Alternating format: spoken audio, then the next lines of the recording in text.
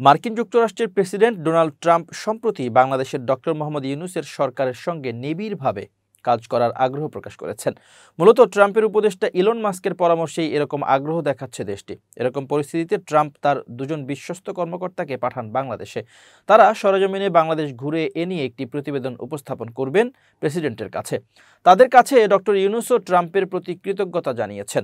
যুক্তরাষ্ট্রের উপসহকারী পররাষ্ট্রমন্ত্রী নিকোল এ চুলিক এবং অ্যান্ড্রু হেরাপের নেতৃত্বে বাংলাদেশ সফররত সেই দেশের একটি প্রতিনিধি দল অন্তর্বর্তী সরকারের সংস্কার কর্মসূচির প্রতি সমর্থন জানিয়েছে। বৃহস্পতিবার ঢাকায় রাষ্ট্রীয় অতিথি ভবন যমুনায় প্রধান উপদেষ্টা প্রফেসর ডক্টর মোহাম্মদ ইউনূসের সাথে সাক্ষাৎকালে এই সমর্থনের কথা জানান তারা।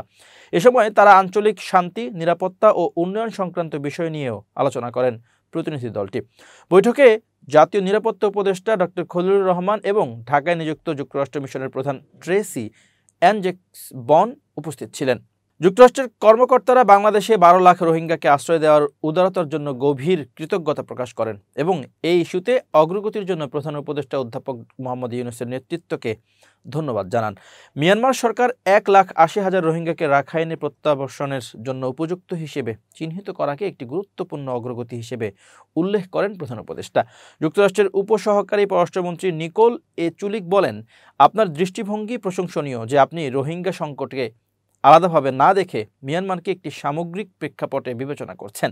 যুক্তরাষ্ট্রের কর্মকর্তারা আঞ্চলিক সহযোগিতা, সংযুক্ততা ও জনগণের মধ্যে পারস্পরিক সম্পর্ক বৃদ্ধির ক্ষেত্রে প্রধান উপদেষ্টার দৃষ্টিভঙ্গির প্রশংসা করেন। প্রধান উপদেষ্টা বাংলাদেশ ও যুক্তরাষ্ট্রের মধ্যে চমৎকার দ্বিপক্ষীয় সম্পর্কের কথা তুলে ধরেন এবং পুরো দ্বিপক্ষীয় ক্ষেত্রে ট্রাম্প প্রশাসনের সাথে ঘনিষ্ঠভাবে কাজ করার জন্য অন্তর্বর্তী সরকারের প্রতিশ্রুতি পুনর্ব্যক্ত করেন। তিনি রোহিঙ্গাদের জন্য সাহায্য পুনরায় চালু করায় এবং পাল্টা শুল্ক আরোপের ক্ষেত্রে 90 দিনের বিরতির জন্য মার্কিন প্রেসিডেন্ট ডোনাল্ড ট্রাম্পকে ধন্যবাদ জানান। তিনি বলেন, আমরা তার বাণিজ্য কর্মসূচিকে সমর্থন করার কাজ অব্যাহত রেখেছি।